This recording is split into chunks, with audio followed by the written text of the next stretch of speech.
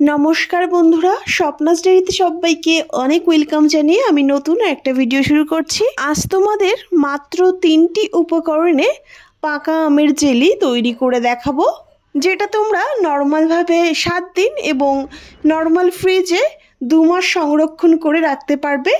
तो बंधुरा पुरो भिडियोटी देखते थाको और जारा एखोनो आमार चैनलटी सबस्क्राइब करोनि प्लिज बंधुरा सबस्क्राइब करे आमार पाशे थेको। 3টে आम निয়েছি, এখান থেকে বড় সাইজের আম দুটো নিয়ে আমি ছোট ছোট টুকরো করে কেটে নিয়েছি এবং মিক্সি জারে নিয়ে বেশ মিহি একটা পেস্ট তৈরি করে নিয়েছি। এবার এই আমের পাল্পটাকে একটা ছেঁকনির সাহায্যে ছেঁকে আলাদা একটা পাত্রে নিয়ে নিলাম। এক বাটি আমের পাল্প বেরিয়েছে, একটা কড়াই বসিয়ে দিলাম। এবার আমের পাল্প দিয়ে দিচ্ছি। এই এক বাটি আমের পাল্পের জন্য সেই বাটির মাপ করেই এক বাটি চিনি দিয়ে দিচ্ছি। চিনিটা দিয়ে ভালো করে মিশিয়ে নেব।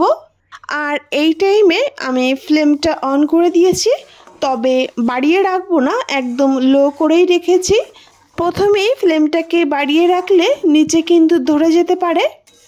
চিনিটা আমের পাল্পের সঙ্গে ভালো করে মিশিয়ে নিয়ে এবার এখানে অ্যাড করব 2 চামচ লেবুর রস। এখানে লেবুর রসটাই দিতে হবে। এই টাইমে একটু ধৈর্য নিয়ে ফ্লেমটাকে লো করে অনবরত নাড়তে হবে যাতে নিচে ধরে না যায়। যদি নিচে ধরে যায় তাহলে আমের জেলিটার স্বাদ একদম চেঞ্জ হয়ে যাবে, খেতে ভালো লাগবে না। তাই অনবরত নেড়েচেড়ে যখন চিনিটা পুরোপুরি গলে যাবে সেই টাইমে ফ্লেমটাকে লো টু মিডিয়ামে রেখে 2 থেকে 3 মিনিট নাড়লেই দেখতে পারবে আমের পাল্পটা কিন্তু বেশ গাঢ় হয়ে আসবে।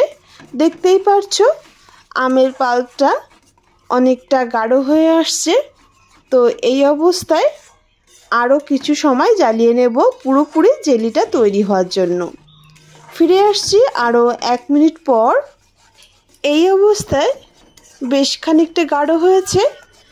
জেলিটা ঠান্ডা হলে কিন্তু আরও ঘনত্বটা বেড়ে যাবে। আমাদের জেলি কিন্তু তৈরি হয়ে গেছে। আর কীরকম ঘনত্বে রয়েছে সেটা তোমাদের বোঝানোর জন্য কিছুটা অংশ আমি খুন্তির সাহায্যে নিয়ে তোমাদের আলাদা একটা পাত্রে মানে একটা থালার উপরে কিছুটা জেলি নিয়ে দেখাচ্ছি।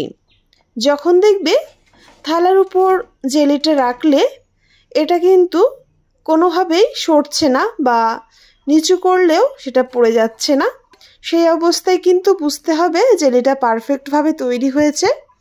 আমি আলাদা একটা পাত্রে নামিয়ে নিচ্ছি তোমাদের ঠিকঠাক বোঝানোর জন্য যে জেলির থিকনেসটা কেমন হয়েছে। তবে এই গরম অবস্থায় যে কোনো কৌটায় রাখতে পারো, তা না হলে জেলিটা ঠান্ডা হয়ে যাওয়ার পর আরও টাইট হয়ে যায়। তাই গরম অবস্থায় যে কোনো পাত্রে রাখলে সেটা ভালো সেট হবে। তো বন্ধুরা পুরোপুরি দোকানের মতো যদি জেলি তৈরি করতে চাও ঘরেই এবং খুব সহজ পদ্ধতিতে, তাহলে অবশ্যই এইভাবে একবার হলেও ট্রাই করো। আর ভিডিওটি ভালো লাগলে লাইক, কমেন্ট, শেয়ার এবং সাবস্ক্রাইব করে আমার পাশে থেকো। সবাইকে অনেক ধন্যবাদ।